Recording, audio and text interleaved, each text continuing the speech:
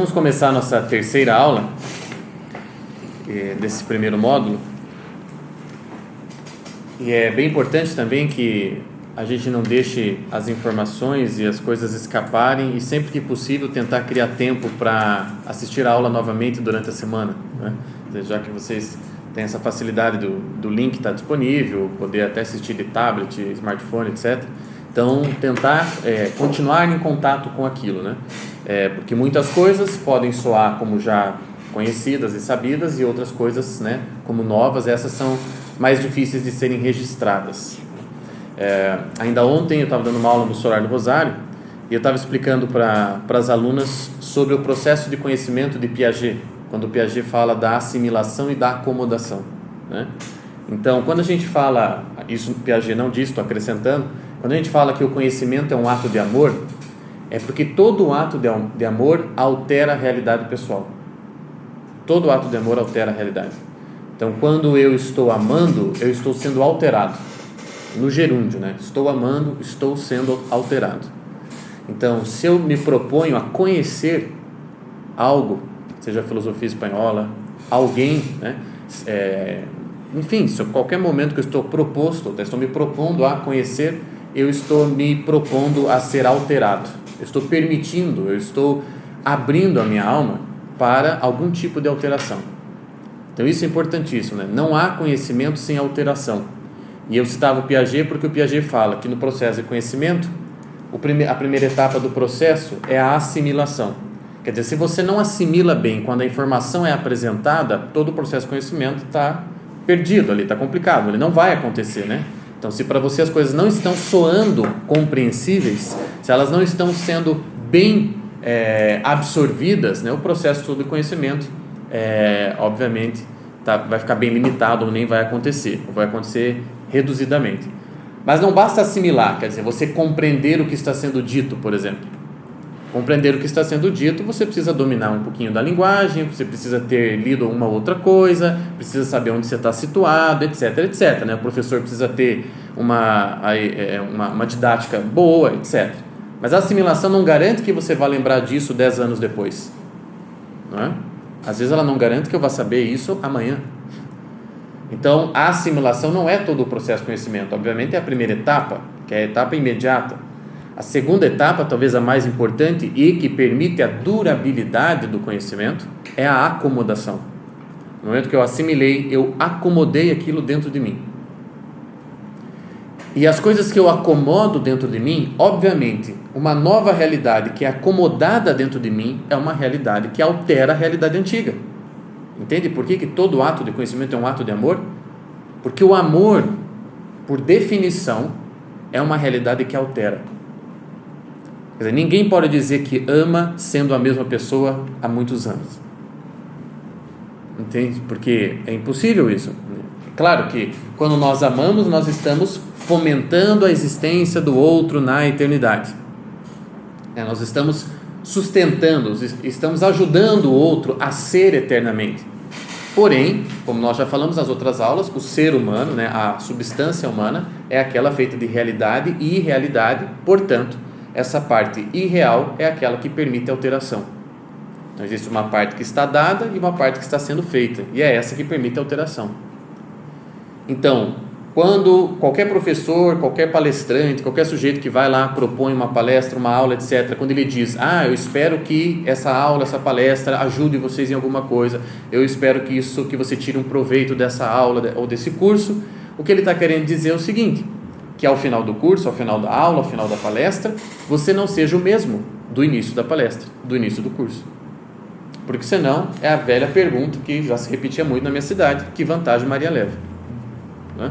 Em você destinar tempo, em você destinar investimento, em você destinar, enfim, uma parte ali da tua semana, da tua vida, etc., para algo que não te altera. E é aí que chegamos do ponto que eu acho mais importante e radicalmente pessoal.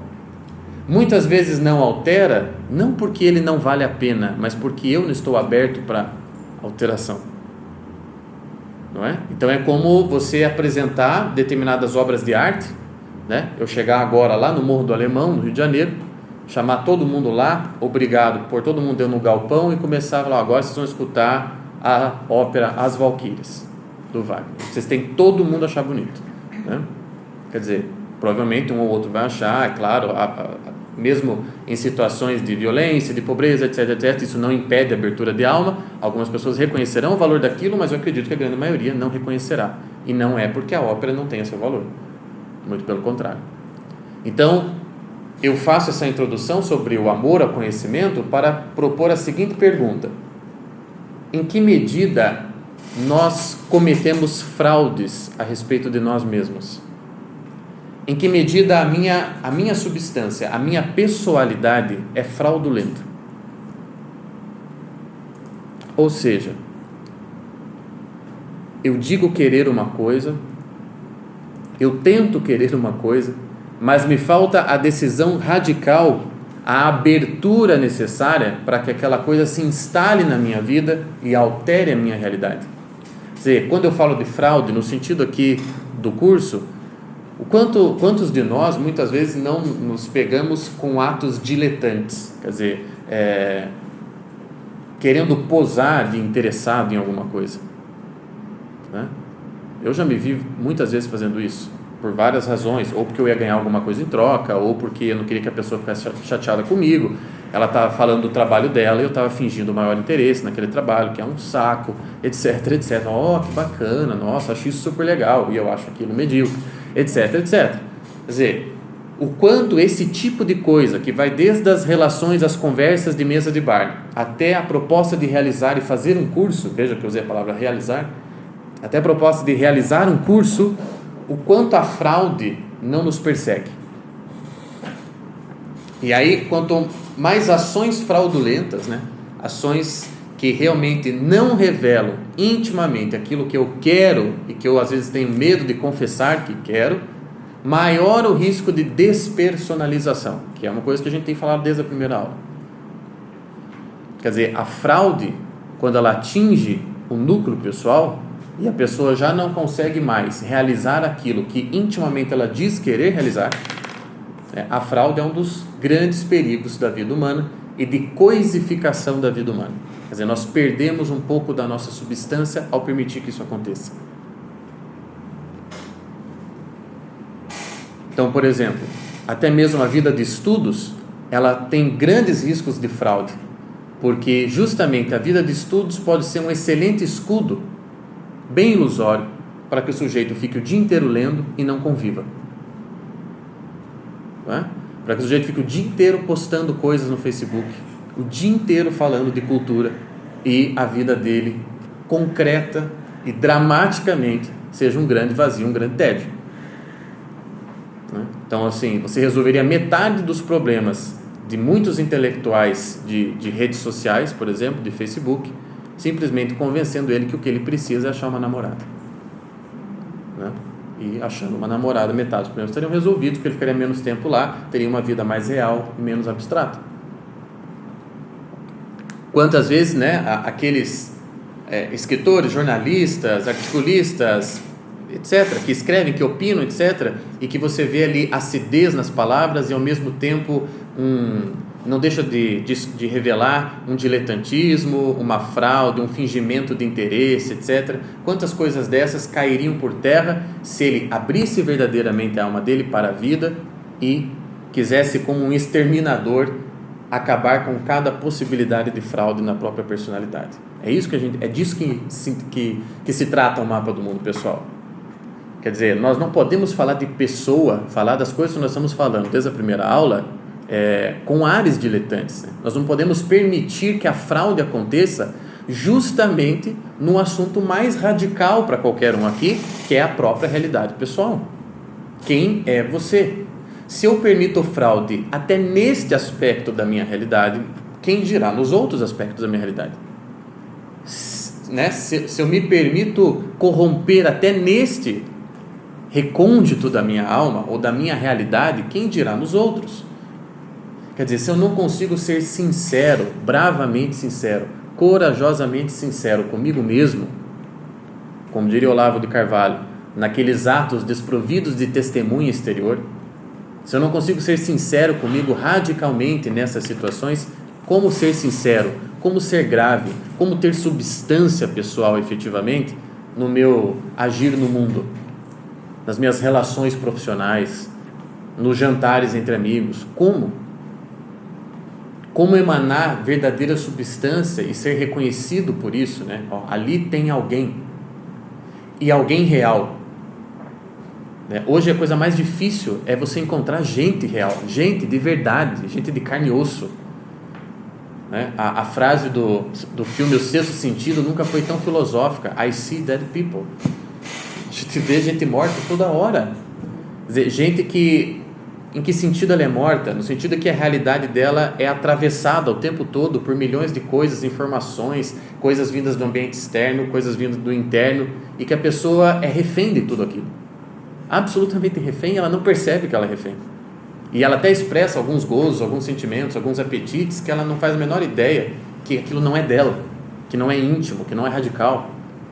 Eu quero ser fulana. Você quer ser fulano por um desejo de mimético.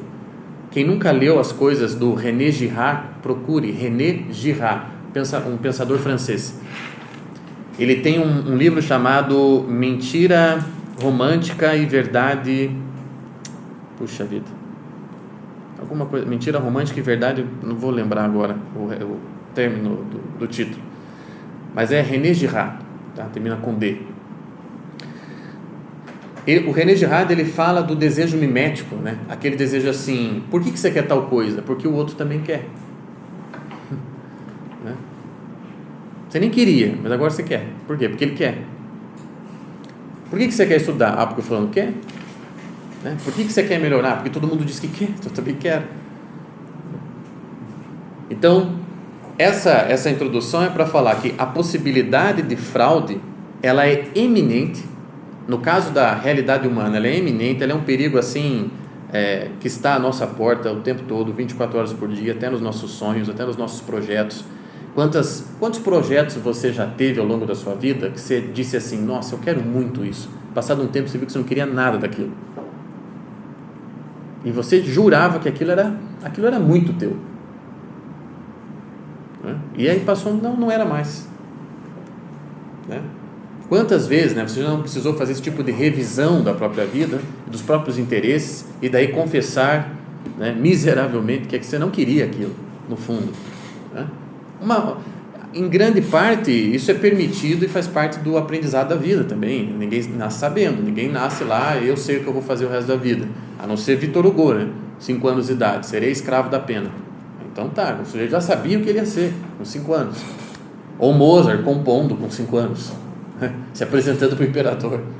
Então, tirando esses sujeitos, a maioria de nós tem que rever muitas vezes, né, os planos, os projetos. Ih, errei feio, não era nada. Olha, gastei vida, gastei tempo fazendo tal coisa, isso aqui não era eu. Bom, faz parte. Mas mesmo quando a gente faz isso e comete alguns erros, a gente não erra tão feio. O William Marias diz assim, nenhum de nós tem a liberalidade de errar absolutamente a própria vocação. Quer dizer, errar totalmente o que tem que fazer com a própria vida, não pode. Isso aí não cabe ao ser humano. Porque alguns indícios de quem você tem que ser, você tem desde o nascimento.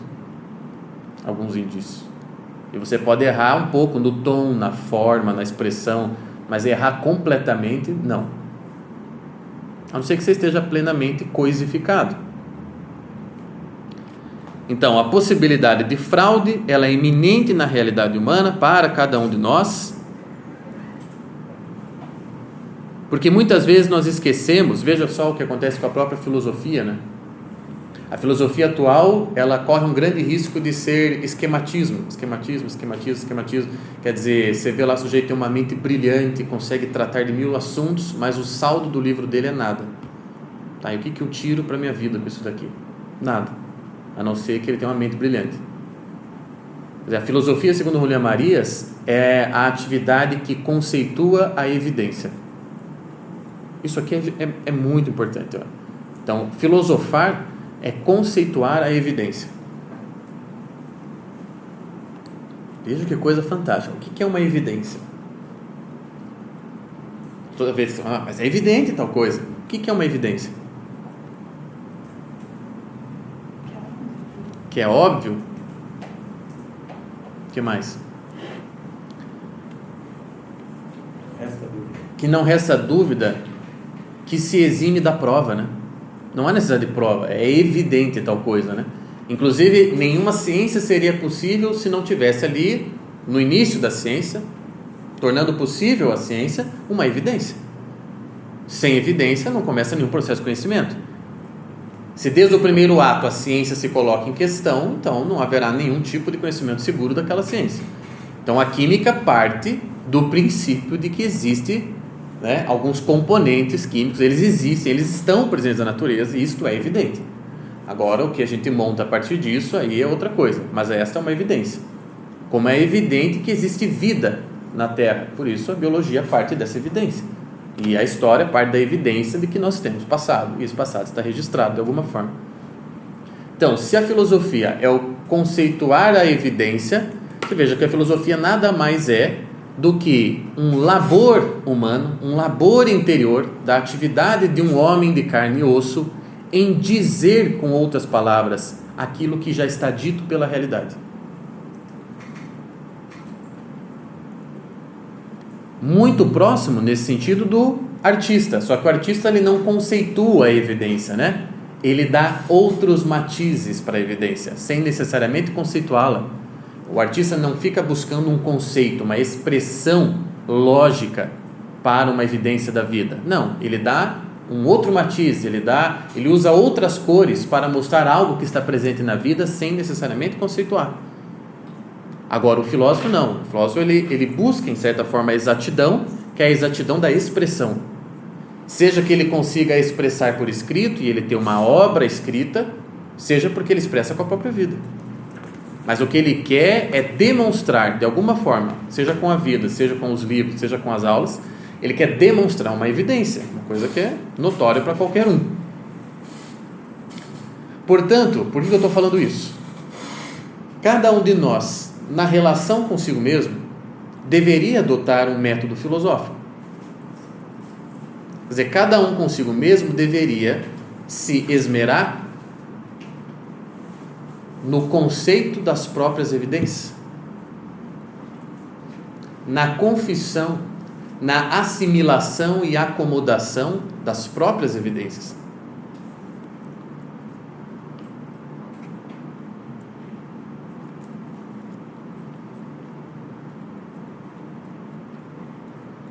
Afinal de contas, até mesmo quando a gente pede conselho para um amigo ou quando a gente vai ao terapeuta, a gente está querendo esse tipo de ajuda, né? Me ajuda a enxergar aquilo que é dentro de mim, aquilo que é, né? Não me inventa nada, me ajuda a ver. Como diria lá o São Tomás de Aquino todas as noites, a oração dele: Senhor, ajuda-me a ver as coisas como elas são. Quero vê-las. Eu não quero projetar sobre elas. Eu não quero que o mundo se adapte a mim. Eu quero me adaptar ao mundo.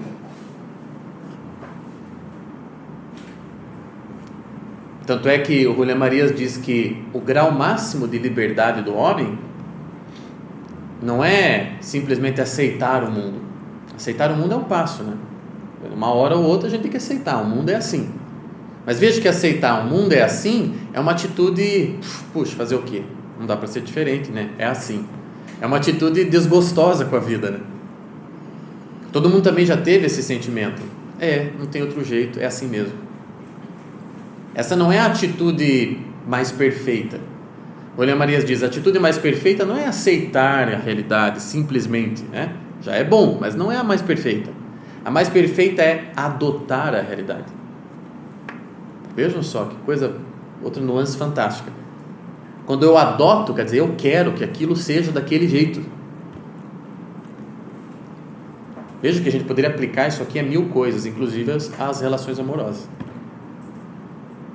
A relação amorosa também tem essas duas dimensões. Eu posso aceitar o outro como ele é, já é uma dimensão do amor, mas imagina que maravilha, não só que eu aceito, como eu adoto ele assim.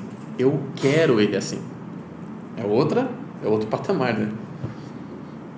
Adotar o mundo, adotar a realidade. Então, quantas vezes nós não brigamos com a gente mesmo porque a gente nem aceitou quem a gente é, para começar a conversa. Quem dirá adotou quem a gente é mesmo. Quer dizer, o método da confissão, o método filosófico da confissão É o único método seguro, o método lá, começando com Santo Agostinho, porque ele devolve você para você mesmo. Ó, você é isso, e você agora tem que adotar isso. É o que Ortega Gasset está querendo dizer com a famosa frase: eu sou eu e minha circunstância. Se eu não a salvo, não salvo as circunstâncias, é a mim que eu me perco. Então, as possibilidades de fraudes são iminentes para a realidade humana, para a pessoa humana, porque nós não temos envergadura moral suficiente para não só aceitar quem a gente é, como também adotar quem a gente é. É só por isso que a fraude é possível.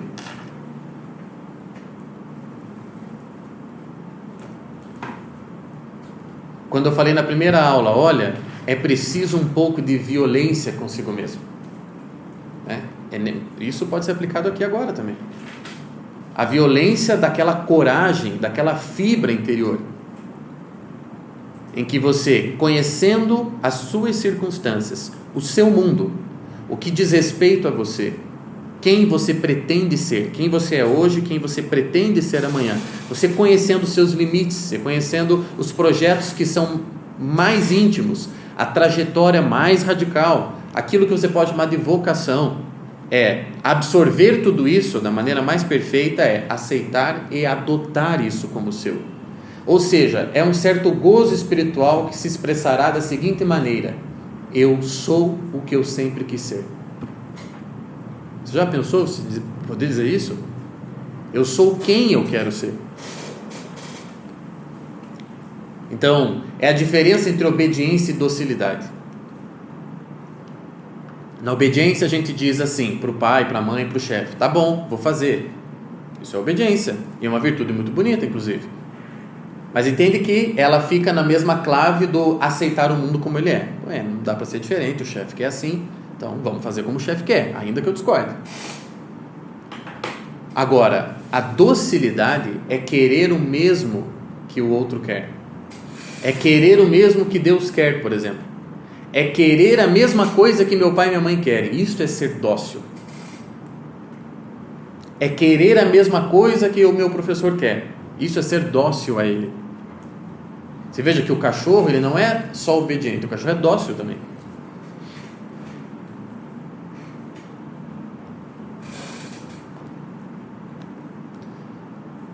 Então vejam, dado que esse perigo da fraude nos assombra, né, e que na elaboração da cartografia pessoal você tem que destinar um tempo ali para a investigação das fraudes interiores, a insegurança se torna uma condição da vida humana.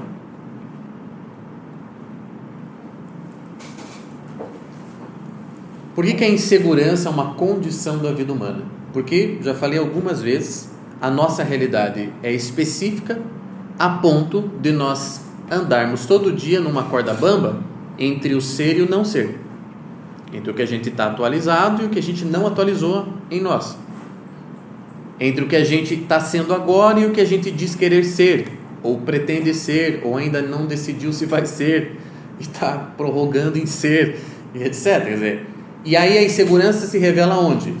Olha, no hiato que existe entre o que está sendo feito agora e o que quer ser feito amanhã, ou daqui 1 hora, ou daqui 2. Há um hiato aqui. Eu quero terminar a aula e atender uma pessoa hoje. Beleza, esse é o meu projeto para esta noite. Mas quantas coisas podem acontecer daqui 1h30, 2 horas? Quantos são os elementos ou as variáveis possíveis que podem impedir que o que eu planejei aconteça? E eu estou simplesmente falando de um atendimento daqui a pouco. Quem dirá: eu quero ser um grande professor que realmente entenda a filosofia espanhola e consiga expressá-la. Olha o número de variáveis que podem entrar em ação, o número de coisas que pode dar errado. Então, a vida humana sim tem na insegurança uma das suas condições. É humana porque é insegura. Essa insegurança não existe no resto do mundo, né, da criação. E aí vejam, essa insegurança se revela até na presença das outras pessoas na minha vida, porque dado que elas são realidades pessoais, assim como eu, elas também, quando elas se apresentam na minha frente, quando elas estão na minha frente, elas são um misto de realidade consentida, patente, perceptível, e realidade latente, não conhecida, misteriosa, que promove a insegurança que está em todas as relações humanas. Por mais que a gente conheça certas pessoas que fazem parte da nossa história, por exemplo, a gente não pode determinar todas as ações delas. E elas nos surpreendem muitas vezes, para não dizer quase sempre.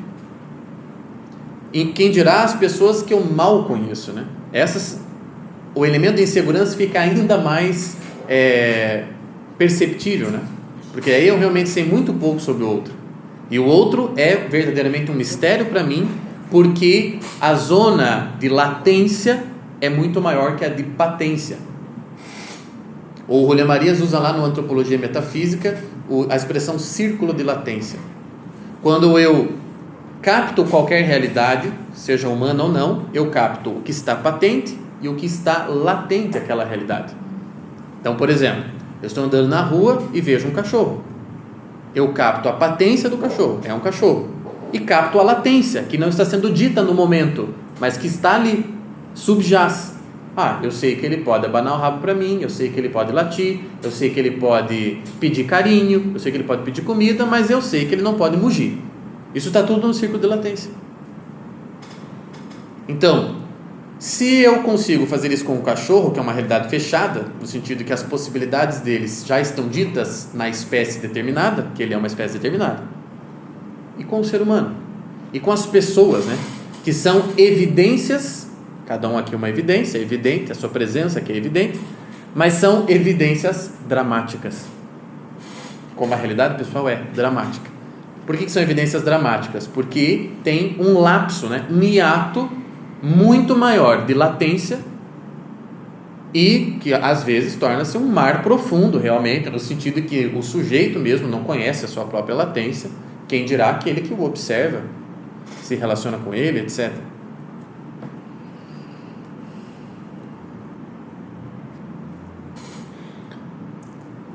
Então é aquilo que eu falei, acho que na segunda aula, o Ortega y Gasset, né, se referindo a esse assunto, ele fala, quando eu encontro alguém, num primeiro momento, este alguém para mim é um perigo. Quer dizer, um perigo em que sentido? Porque eu não sei o que esperar. Não sei. Então, preciso, né, todo o conhecimento, quando você encontra alguém a primeira vez, começa, né, um pouco mais comedido e a gente até chegar a estudar um pouco um ao outro, né? Ele é assim, ele pensa assim, e a gente vai começando a coletar informações do outro, etc, etc. E a gente coleta muito mais ainda do que a gente imagina. Porque quando você está na presença de alguém, você está vendo muito mais do que aquilo que você está conscientizando no momento a respeito daquela pessoa. Porque, pelo nosso próprio processo de conhecimento, tão bem explicado por Aristóteles, a gente capta a latência, e que a latência está sendo dita na forma do sujeito, né? O sujeito, quando chega, ele diz um monte de coisas sem dizer nada, né? Tudo bem até aqui? Era para falar não era para falar sim, para falar não, terrível, estou pensando. E aí vejam, falando da realidade pessoal, o Julián Marías diz que há dois tipos de necessidade na vida humana. Há a necessidade comum e a necessidade pessoal.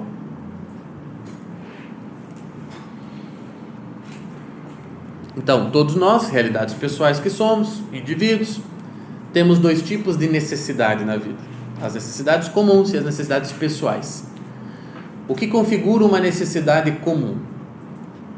Bom, por exemplo, estou com fome, quero dormir, vou trabalhar. Quando você diz cada uma dessas coisas, você percebe que você não precisa dar uma justificativa para elas? Você diz para o fulano: olha, eu vou comer, tá? Ninguém te pergunta, mas por que você vai comer? Como assim? Não, eu vou comer porque está subentendido que você está com fome, que você está com vontade de comer, etc, etc. Vou trabalhar, subentende que você precisa, que você tem um trabalho. Quer dizer, esses atos que revelam necessidades comuns não necessitam de justificativa. Porque a necessidade deles é imposta pela própria vida. É imposta. É uma necessidade que você assume, você reconhece essa necessidade. Eu tenho que fazer tal coisa. E por isso que ninguém precisa perguntar por que você vai lá fazer isso. Agora veja que há um outro tipo de necessidade que quando o outro diz, não está subentendida a justificativa. Por exemplo, eu quero casar com ela. Nesse caso, cabe a pergunta, por que com ela? Como é essa? Necessidade pessoal. Por que com ela? E não com qualquer outra? Eu quero ser um artista. Por quê? De onde vem essa necessidade? Entende que essas necessidades não são impostas desde fora, não são condições pré-colocadas pela própria vida humana, a sua estrutura, ou pela própria sociedade, etc. Mas estas são necessidades efetivamente pessoais, porque precisam de justificativa biográfica. A escolha de alguém, por exemplo, para ficar comigo, para ser a minha companheira, etc., é uma escolha biográfica, uma escolha pessoal. E que eu preciso saber dizer para mim mesmo por que eu escolhi fulana e não ciclano. Eu preciso, para justificar uma necessidade pessoal, eu preciso de um argumento. E não argumento, né, no sentido dos debates lógicos, não é nesse sentido. Ah, você tem um bom argumento. Não. É argumento em tudo que a palavra representa, dentro, por exemplo, do teatro, né? Qual é o argumento da peça? Qual é o argumento? Você entende que o argumento não é a mesma coisa que script? Texto. Quando você tem um script, você tem um texto pronto. Está aqui o script do capítulo de hoje. Está aqui o script do filme. E o argumento? Argumento é aquilo quando o autor é convidado para interpretar um papel, por exemplo, o diretor senta com ele e fala, você vai interpretar um sujeito que é assim, assim, assado, tem tais sonhos, taraná, tem um problema com isso, pá. O que ele tenta passar ali pro ator para ver se o ator se interessa, né? O argumento, quer dizer, o arco onde se desenrola a peça que é a vida dele. Isso é argumento. Não tem ponto final. Porque até mesmo durante um filme, durante uma novela, ou uma novela no sentido literário, durante um romance, o autor pode mudar de ideia a respeito do fim, por exemplo. Mas o argumento está pré-colocado, senão ele não conseguiria começar a obra. Eu vou escrever um livro sobre a morte de Ivan Illich, beleza. No final, eu posso fazer uma morte mais trágica, menos trágica, isso eu vou decidir ainda. Entende? O script não está pronto. O roteiro. Mas o argumento está dado. É o arcabouço? Não, é o arco. Vamos dizer assim, é difícil traduzir de outras maneiras. É como se fosse assim, a moldura onde se desenrola uma peça, onde se desenrola uma obra, onde se desenrola uma vida. O tema? Pode ser. Se fosse um filme, né? Qual o tema do filme? Qual que é o tema da vida daquele personagem? Esse é o argumento da vida dele. Então você perceba que o argumento, como ele não tem ponto final, porque ele é apenas o argumento onde se desenrola a história, desde a qual se desenrola uma história, o argumento permite revisões de passado e futuro. No último capítulo da novela, o autor resolve revelar uma coisa daquele personagem que ele teve aquela ideia quando estava escrevendo o último capítulo. Entende? E aí deu uma outra significação para a história do personagem. Então, passado e futuro, tempos com os quais o tempo todo nós estamos tendo que lidar de forma tensa, de forma dramática, porque já diria Antônio Machado, né? Nem o passado, nem o futuro estão escritos. Por que nem o passado nem o futuro estão escritos? Porque passado, ainda que eu já o tenha vivido, eu posso ressignificá-lo milhões de vezes. Eu posso contar aquele aniversário de 10 anos traumático de 1000 maneiras. Eu posso narrar a minha primeira experiência sexual de 1000 maneiras, contei de um jeito durante um tempo, depois fui na terapia, comecei a contar de outro, depois encontrei uma outra mulher na minha vida, daí eu vi que aquilo não era bem aquilo, tal. Você entende que o passado realmente permite revisão? Antônio Machado foi perfeito, né, o poeta espanhol, ao dizer: o passado não está escrito. Houve a experiência, mas a forma de assimilação da experiência está mudando ao longo do tempo. A mesma coisa o futuro. O futuro não está escrito por quê? Porque os projetos que você tem, você revê de tempo em tempo. Você altera a trajetória, né? Você decide fazer diferente, ou a vida te impõe fazer diferente.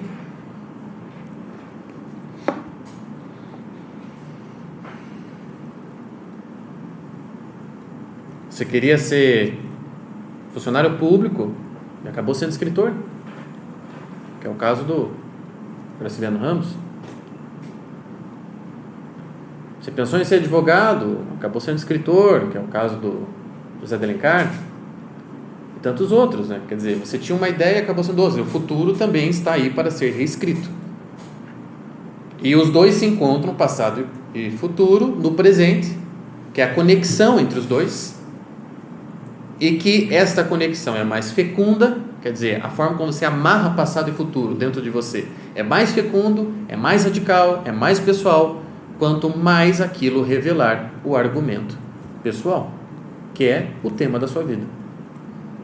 É o destino. Então veja, na semana passada eu falei, citando a frase do William Marias, não se pensa com o cérebro, se pensa com a vida. Então vejam, você sempre contou a sua história sobre determinada área da sua vida de uma maneira. Quando você tinha 20 anos de idade, você contava assim, quando você tinha 30, tá? Daí com 40, você começou a contá-la diferente. Por quê? Porque você percebeu aspectos da mesma história que você não tinha percebido. Por quê? Porque você viveu mais. Porque agora você está na posição de pai e começa a enxergar seu pai de outro jeito. Quer dizer, a vida foi dilatando, a vida foi expandindo, a vida foi adquirindo outras possibilidades, imaginárias ou não, e aí a história pode ser revista, e aí o passado pode ser reescrito, e o futuro está sendo reescrito. Quer dizer, essa é a definição de razão vital de Ortega y Gasset. Ortega, assim como Julián Marías, critica bastante aquela visão, aquele conceito seco de razão, né? O que é razão? Capacidade humana de compreender, etc.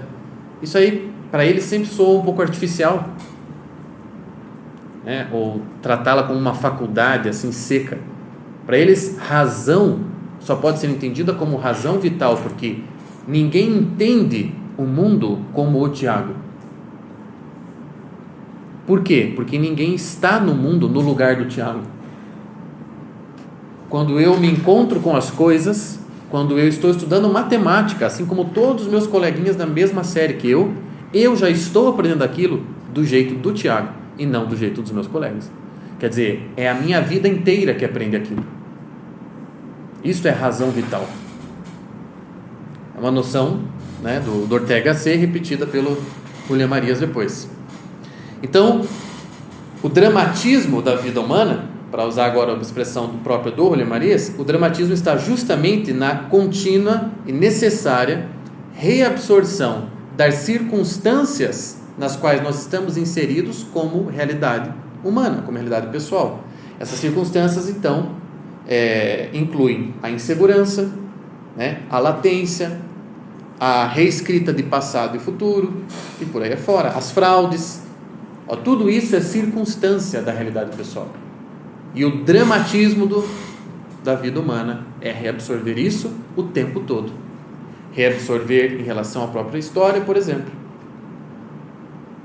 Sempre me julguei uma vítima, ou sempre me julguei muito inteligente, até que conheci Julián Marías. Aí me achei um bosta desde então, né?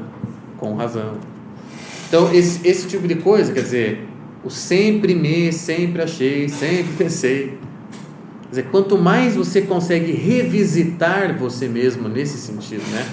Abrindo a alma mesmo. Eu faço questão de sempre focar nisso, né? Em por que eu coloquei lá o título do meu livro, Abertura da Alma, que não é meu, né? Preciso fazer, que é do Diogo, do editor. Falou, mas isso aqui é uma abertura de alma, ele me disse. É isso, era isso mesmo que eu queria. Então, quanto maior, né, a minha disposição para abrir, né, e revisitar, né, maior a minha liberdade em relação à minha própria realidade, maior a minha capacidade de adoção da minha própria realidade, não apenas de aceitação. Uma coisa é você dizer, aceito a história que eu tive. Outra coisa é você dizer, eu só poderia ter essa história. É essa história que eu quero. Outra coisa, né? É um grau, é um passo a mais mesmo. Então, algumas pessoas, desde que a gente começou o curso, têm me inscrito, principalmente o pessoal que acompanha o curso à distância, né? E para eles, o único canal que resta é a conversa por e-mail. E alguns deles têm escrito, depois dessas primeiras aulas, falando das angústias deles, obviamente, e uma delas que eu percebi nos e-mails que eu recebi foi justamente aquela angústia em relação à vocação, né? Isso aí, volta e meia, volta. A vocação, mas você vai abordar isso? Não, mas você vai falar mais disso? O que é mesmo vocação? Como é que eu vou ter certeza da minha? Olha, eu acho que uma das coisas a ser feitas, assim, que deixa a angústia um pouquinho de lado, é você permitir a revisitação da própria história. É você ver se você já revisitou, se você já narrou de todas as maneiras possíveis as coisas que te aconteceram e as coisas que você fez. Porque ao fazer isso, você vai correr um grande risco de perceber que a sua vocação está lá, sempre esteve, e que trata-se apenas de assumi-la e adotá-la. Como diz o Victor Frankl, a vocação não é uma coisa que você propõe para a vida. Pessoal, eu serei artista, tá? A vocação é uma coisa que você responde para a vida, porque é a vida que impõe para você. É a vida que determina. Você vai ser tal coisa. A vida já diz isso desde o começo. E a gente poderia dar nome para esse a vida impõe, né? Deus impõe. Aquilo já está dado. Isso já está dado no argumento. Você nasceu para isso. Depois da primeira aula, uma pessoa que estava aqui na nossa roda me escreveu: Tiago, você nasceu para isso. Puxa, aquilo é bom pra caramba de ouvir, assim, de ler. Putz, é verdade, olha, eu nasci para isso mesmo. Como eu disse naquela aula, é o sofá da minha vida isso aqui. E quando conta a história, estava lá desde sempre. Tudo bem até aqui? É para falar, não.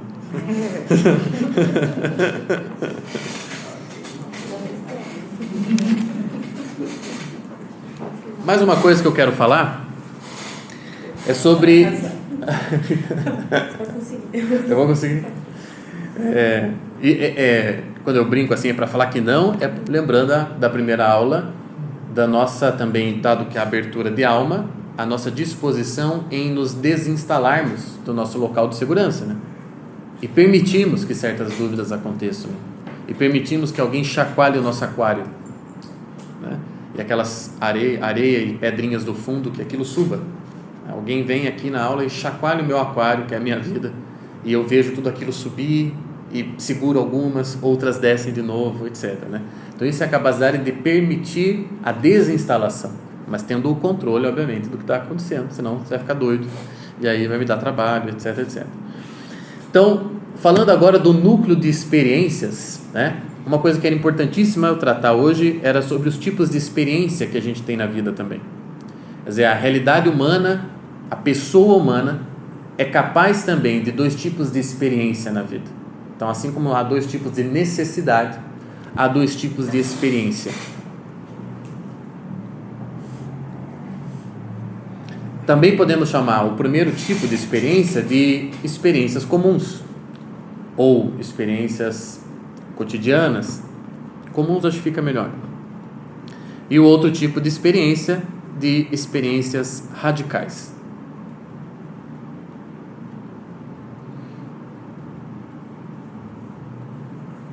O que são experiências comuns? São aquelas que acrescentam conteúdo na minha vida.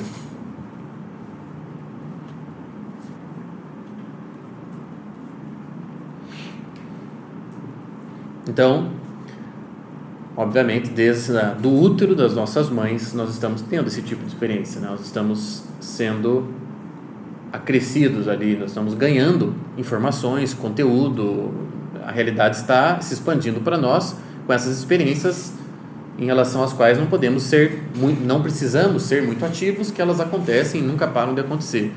Quer dizer, desde o momento que a gente é concebido, novos conteúdos estão sendo postos para nós estamos experimentando, né? Desde o momento que a tua mãe deu a primeira papinha para você, ou falaram com você pela primeira vez, ou a primeira vez que você andou, a primeira vez que foi para a escola, tudo isso são experiências desse tipo, a princípio.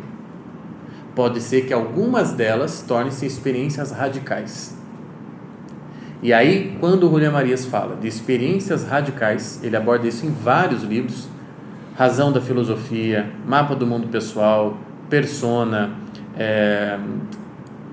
Antropologia Metafísica, acho que ele chega a tocar. Tem uns 5 ou 6 livros em que ele fala exatamente da mesma coisa. Experiências radicais. Quando ele fala de experiências radicais, ele diz assim: as experiências radicais são o verdadeiro princípio de individuação. Por quê? Porque as radicais determinam e afetam a raiz da vida.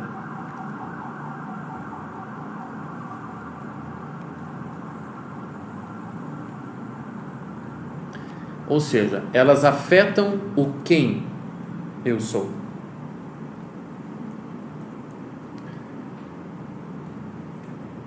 Você perceba, só para vocês verem a diferença, que entre experiências comuns e experiências radicais, a diferença não está no que está acontecendo, mas em como aquilo é absorvido pela pessoa. Vocês reconhecem, entendem que o nascimento de um filho pode ser uma experiência comum ou uma experiência radical? Para quem quiser entender o que eu estou falando, assista um filme chamado O Quase Homem. Olha o título: O Quase Homem. Filme alemão. Esse filme é fantástico porque ele está retratando os novos trintões da Europa, né? Que são os sujeitos que vivem como se tivessem 15, 16. Os sujeitos incapazes de absorver a própria circunstância. Homens já, né? Pela idade, homens que vivem como adolescentes. Homens incapazes de assumir a gravidade da vida. Então, conta a história do sujeito lá, que mora com uma menina, tem uma vida de casado, e é um verdadeiro brincalhão, assim, né? Com a própria vida, com os amigos. Tem cenas assim que dá vontade de sair correndo, entendeu? Você vai querer desligar a TV, você vai querer se suicidar, toma cuidado, porque você vai falar: meu Deus, o que está acontecendo com a espécie humana? Né? Tem uma cena lá, ele com os amigos dele numa sauna, assim, uma coisa ridícula. Mas a menina, a namorada dele, né, que mora com ele, vai ter bebê, etc. E você vê ali como que um moleque desse, já com 30 e poucos anos, como é que ele vive essa experiência. É mais uma. O nascimento do filho para ele é como, enfim, um novo emprego, ou, né, o dia de jogo de videogame na casa do melhor amigo. É mais uma coisa que está acontecendo com ele. Entende? Quer dizer, então, a diferença, se aquela experiência será um conteúdo na minha vida, ou se ela vai alterar a minha realidade, se ela vai afetar quem eu sou e, portanto, mudar o meu destino, não está no que está acontecendo, mas em como aquilo é absorvido, em como aquilo é impresso na minha alma. Então, nem todo mundo que se tornou pai, vamos dizer a verdade, nem todo mundo que se tornou pai pode dizer, sendo sincero, que aquele foi o dia que mudou a vida dele. Alguns realmente foram mudados no momento que se tornaram pais. Quem é que diz que, enfim, o primeiro beijo mudou a vida para sempre? Para alguns pode ter mudado, para outros não. Para alguns o primeiro emprego pode ter sido uma experiência radical, para outros não. O fundador dos Irmãos Maristas, né, o São Marcelino Champagnat, ele fundou uma congregação de educadores, né? E a história dele é bem interessante. Ele era um rapaz de pouquíssima inteligência, enfim, alguns chamariam até de obtuso, com muita dificuldade para aprender, etc. Vindo de uma família humilde, enfim. E no primeiro dia de aula dele, o professor deu uma reguada na cabeça dele. Simples assim. Ele errou a resposta lá, porque, né, espero que nenhum marista esteja me vendo, mas ele era burrinho, e deu lá uma reguada na cabeça dele. E aí diz que ele pensou naquele exato instante: isso nunca mais vai acontecer comigo ou com quem quer que esteja perto de mim. E daí fundou uma congregação de educadores. Quer dizer que essa experiência na vida de São Marcelino de Champagnat é uma experiência radical. Aquilo alterou a vida para sempre. Para sempre. E o cara com uma reguada fez aquilo. Determinou a vocação dele. Sim. Ou não determinou a vocação porque a vocação já estava determinada. Deu uma forma para a vocação. Deu uma forma, né? Então, você conseguiria mapear na sua vida quais são as suas experiências radicais? Aquelas que somadas trouxeram você aqui? Neste ponto da vida em que você está? Você veja que experiências radicais podem ser boas, podem ser ruins. Aliás, nem dá para colocá-las nessa clave, né, do bom e ruim. Porque é experiência radical, não dá para julgá-la nesse sentido. A mesma coisa quando eu citei lá o Lênin. Levou um safanão do padre e saiu de lá com a certeza que queria acabar com a igreja. Aquilo foi uma experiência radical para ele.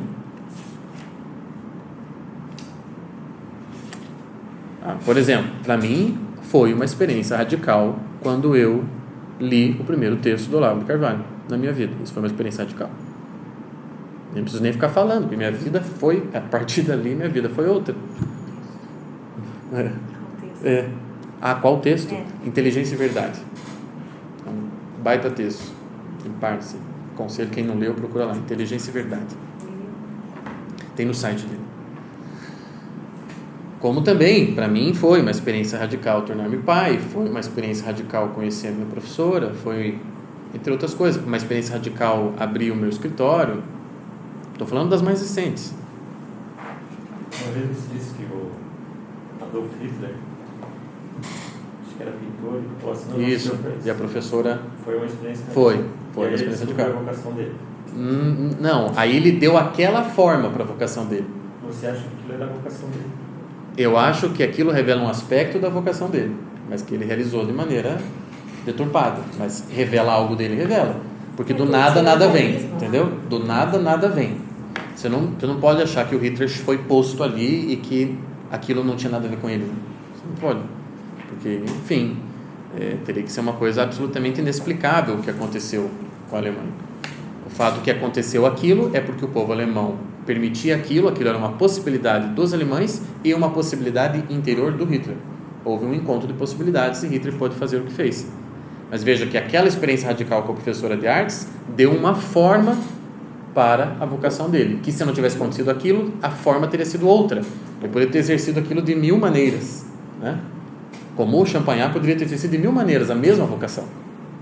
É que ele foi feliz, e talvez por isso seja chamado de santo, porque encontrou a melhor maneira de exercê-la. Entende? A santidade, não precisa a gente ficar aqui fazendo teologia para compreendê-la nesse seguinte sentido. O que é a santidade? É uma vida feliz. Quem são os santos? São os felizes. Felizes por quê? Porque realizaram a vocação essencial das suas vidas. Realizaram. Isso é muito feliz. E não estou dizendo feliz que riram, né? Foram alegres a vida inteira. Não é isso, né? Basta você pensar em Santa Teresinha de Lisieux. Não se trata disso, de tiver uma vida boa, né? Mais coisas legais do que coisas ruins. Na hábitos também não é isso. Porque a felicidade não é isso, e nós falaremos sobre felicidade num módulo específico. Mas eles realizaram a vocação essencial deles, e por isso eles são santos. E realizaram de maneira digna, realizaram de maneira admirável. Então, quando a igreja, Papa, fala, todos são chamados à santidade, num sentido, é claro, aquilo é absolutamente verdadeiro. Todo mundo é chamado a ser feliz. E ser feliz não é gozar e aproveitar e achar que a vida é um grande passeio. Não é. A vida é esse drama aí sobre o qual a gente está falando já, desde a primeira aula. Agora, você... me lembra aqui de novo o poema do Bandeira, né? A vida inteira que podia ter sido e que não foi. Isso é uma vida infeliz. Não dá para canonizar uma coisa dessa. O que nós queremos é que você, imagino, todos querem, é chegar ao fim da vida e fazer o seu vim vencido.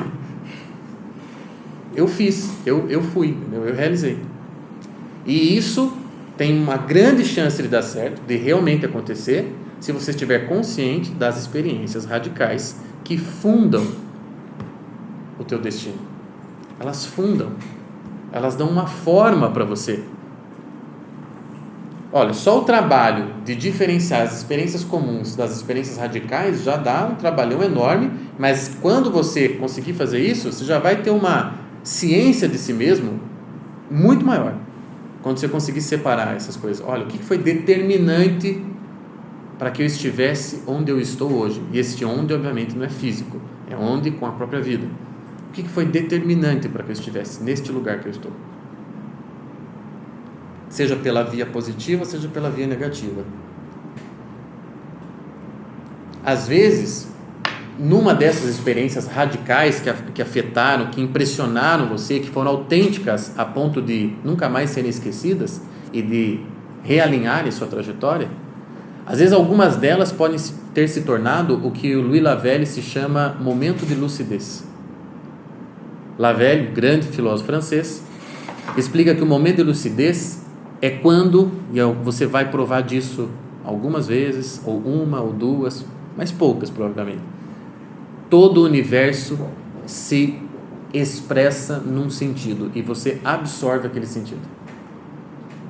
É aquele momento da vida em que tudo faz sentido para você. Isso ele chama de momento de lucidez. Você absolutamente engolido pela realidade, adota inteiramente e vê ali todo um sentido. Esse é o momento de lucidez. Todo o segredo do mundo parece dizer-se para você. Eu não sei se você já provou disso daí. Ao mesmo tempo causa uma paz, causa, né, um estranhamento, enfim, sentimentos diferentes, mas a experiência é essa, e ela é radical. Então, quanto mais momentos de lucidez você tem, menos você sofre em relação a essa tua própria história, ao seu destino, a quem você quer ser, etc, etc. O Saul Bellow, aquele escritor, dizia, né? É preciso que a gente recupere a nossa capacidade de ter impressões autênticas. Quer dizer, que eu recupere a minha capacidade de ser impressionado pelo que merece ser impressionado. Para que eu permita que minha alma vá se modelando pelas coisas reais e que valem a pena que me modelem. Veja que um dos perigos de despersonalização é justamente as vigências sociais, as coisas que são tomadas como usos sociais e que, se eu apenas as repito de maneira automática, elas são um grande perigo de despersonalização. A gente faz assim porque sempre fizemos, ou porque isso é um costume na nossa cidade, etc, etc. Ao mesmo tempo que isso detém uma certa segurança, né, promove uma certa segurança para nós, os usos sociais. Você sabe que, eu me lembro, por exemplo, quando eu estudei na Espanha, no meu primeiro dia de aula, estava lá numa escola internacional de língua e cultura espanhola, então tinham brasileiros e gente do mundo inteiro. E na minha sala de aula tinham 3 orientais, né? Uma coreana do Sul, uma chinesa e um japonês. E eu, com esse meu jeito quase um pouco afetivo, eu cheguei na sala de aula, a primeira coisa que eu fiz foi cumprimentar todo mundo. Para mim é o normal. E aí eu fui direto, a primeira da salinha era a japonesa.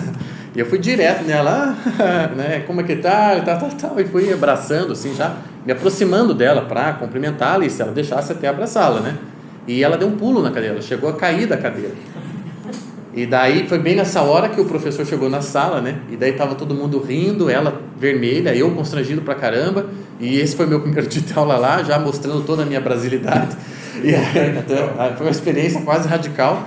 E aí ela falando, né, da hora que todo mundo assentou, o professor tomou conta ali do grupo e falou: agora me explica o que aconteceu. Aí ela explicou, falou: jamais você toca alguém no Japão, jamais chega tocando alguém. Isso é absolutamente impensável, ela falou, né? Ela falou, na minha escola, ela contou para nós, na minha escola, quando a gente está num corredor assim, da aula, e passa lá um menino na frente da menina, a menina tem que baixar os olhos para o menino passar, porque se ela olhar para ele, ela está flertando com ele, ela está demonstrando desejo, interesse nele. Então o olhar é reservado para isso. Claro, obviamente nem todo o Japão deve estar assim hoje em dia, também já está bem, né, bem moderninho, muitas coisas, Mas no lugar que ela morava, ela dizia que esses usos ainda eram preservados. E eu cheguei simplesmente querendo abraçá-la. Para ela, aquilo era um estupro, praticamente. E para mim, eu falei, nossa, esse é o nosso oi no Brasil. A gente se aperta no Brasil. Então, veja, ao mesmo tempo que os usos, as vigências, os costumes são uma segurança para nós, a repetição pela repetição do que é socialmente usual é um perigo de despersonalização, porque a gente faz porque todo mundo faz. Veja como a vida humana é paradoxal. O que é segurança é risco de fraude. Quer dizer, quanto mais você tiver consciência do que você está fazendo, por que você está fazendo, menor o risco de fraude, mesmo os usos e costumes sociais. Por isso que há tantos pensadores intelectuais brasileiros que se detiveram em questões como essas, em usos e costumes, como Gilberto Freire, tentando explicar, mostrar o sentido que tem por detrás daquilo, ou das danças brasileiras, etc. Entende que o sujeito está tentando possuir aquilo pessoalmente, uma coisa que é usual, social. Deixa eu ver que a gente está de horário para ver se eu acho que dá só para completar isso daqui. Aí eu termino falando o seguinte: dado as necessidades de tipo pessoal, dado as experiências radicais, que são aquelas que te alteram, que são aquelas radicais, que são aquelas que você ficou outro depois de ter experimentado, dado tudo isso, quantas ações suas no mundo são pessoais? Quantas ações suas deixam uma marca? E eu não estou falando nem, olha, não precisamos chegar em coisas grandes no sentido, eu escrevi uma obra, todo mundo sabe, né? Eu leio uma página disso aqui, eu sei que foi Joseph Conrad que escreveu. Essa é uma grande marca, obviamente, do grande artista. Eu estou falando de marcas simples também. Trabalhava num colégio, era coordenador pedagógico, eu e mais 3 pedagogas. Foi um momento de aprovação na minha vida. Eu e 3 pedagogas. Mas assim, me dava muito bem com elas, né? Eu só não gosto da pedagogia. E aí eu chegava e às vezes a minha mesa, porque a minha mesa era a única desarrumada, óbvio, a delas toda arrumada, tudo no seu devido lugar, etc. E às vezes eu chegava lá no caos que era a minha mesa, e minha mesa estava totalmente arrumada. E eu sabia quem tinha feito aquilo. Eu já ia direto nela. Foi você que arrumou, né? Ela falou, foi.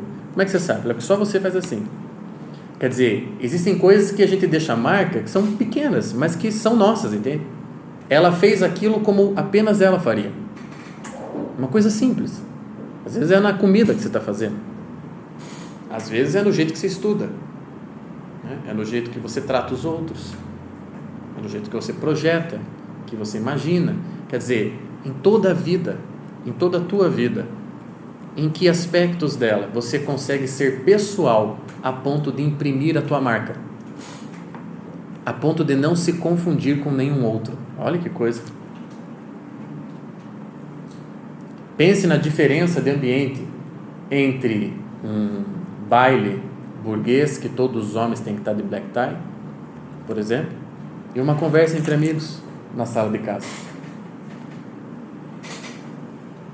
em que está todo mundo vestido como gosta de se vestir e falando sobre o que gosta de falar. Quer dizer, é óbvio que há mais possibilidades de pessoalidade, né, no segundo ambiente do que na festa black tie, em que já começa que todo mundo tem que estar igual. Entende? Ontem à noite eu fiquei até as 4 da manhã com uns amigos, minha professora, etc., e 2 poetas baianos, regados a vinho, as melhores conversas, as citações de poemas de cor, em que eu ficava assim, eu tive um êxtase ao longo da conversa. O que é isso? Por que isso aqui não acontece toda hora, todo dia? Né? E assim, eles iam citando, eles são poetas maravilhosos, com vários livros publicados, mas não ficavam falando de si, assim, não tinha aquele pedantismo, né? Eles iam citando, olha, mas o poema que eu mais gosto do Lê do Ivo, daí vinha o poema. Eu gosto daquele do Bandeira, e vinha o poema. E a gente lá, naquela, você entende? Mais, eu falava para eles, mais, vai, me dá gasolina, que é isso que eu preciso para viver. Quer dizer, e ali houve um encontro, a gente nunca tinha se visto. Só nos vimos ali e dificilmente vamos nos ver, quem sabe, em uma ou outra ocasião. Eles estão lá em Salvador, voltaram hoje. Mas ali foi um encontro pessoal. E foi a primeira vez que nos vimos. E veja que às vezes a vida promove coisas que a gente sempre sonhou. Estou falando bastante de mim hoje, né? Porque a gente está falando de pessoa, né? de radicalidade. Quando eu estive em Santiago e conheci a casa do Neruda, a Chascona, né? A homenagem àquela amante dele, eu me lembro que num dos cômodos da casa, que ele projetou toda a casa, ele desenhou a casa, etc. Um dos cômodos da casa era um cômodo específico para receber os amigos. Era uma mesa, uma sala bonita, assim, ao modo dele, né? Uma coisa colorida, tinha uns peixes, assim, nos vitrais, umas coisas assim. E eu lembro que aquele cômodo foi o que mais me impactou. E eu lembro que eu li aquilo, e daí ouvindo a historinha, assim, né, no áudio aqui, que você pega lá no início da visita, e do que acontecia ali, das pessoas que frequentavam aquele ambiente, o que Neruda promovia e tal. E eu lembro que eu invejei aquilo. Eu lembro que aquilo foi bem marcante, foi uma experiência radical nesse sentido. Eu invejei aquilo e pensei comigo, apenas comigo, eu queria muito viver isso. Eu queria muito ter isso. E passou, né? E daí ontem, passados aí 3 anos, mais ou menos, eu no meio da roda lá, de repente me veio a imagem do cômodo de Neruda. Falei, olha aqui, a gente sempre corre o risco de conquistar o que a gente quer. A gente sempre corre esse risco. E ontem eu provei de uma coisa que eu desejei intimamente. É aquele tipo de comunhão, aquele tipo de conversa, aquele tipo de realidade, aquele tipo de troca, entende? Sem afetação, sem, eu tenho tal livro e você qual tem. Não, assim, uma conversa de gente, que a gente falou sobre de tudo, né? Inclusive sobre poesia. É esse tipo de coisa que eu tento atualizar para os meus alunos, entende? Olha, a vida vale a pena por essas coisas, não pelas conversas com o poeta, mas pelas coisas que a gente alcança, porque a gente sempre quis aquilo. Aquilo, a verdade, revela quem a gente é. E a vida é boa a ponto de te dar aquilo que você pede. Isso está na Bíblia, no seguinte versículo: pedi e recebereis, buscai e encontrarás, batei a porta e ela abrir-se-vos-ás. Toma cuidado com o que você deseja, porque isto vai acontecer. A realidade não é má. Deus não é sádico, né? Te dá fome de pão e te sacia com pedra. Ele não faz isso. Então aquilo que você deseja é aquilo que a realidade vai te dar. E se aquilo revelar o argumento da sua vida, aí você estará na beatitude, porque você será feliz. Por hoje, ficamos por aqui. Então, até a próxima semana, quando a gente finaliza o módulo 1.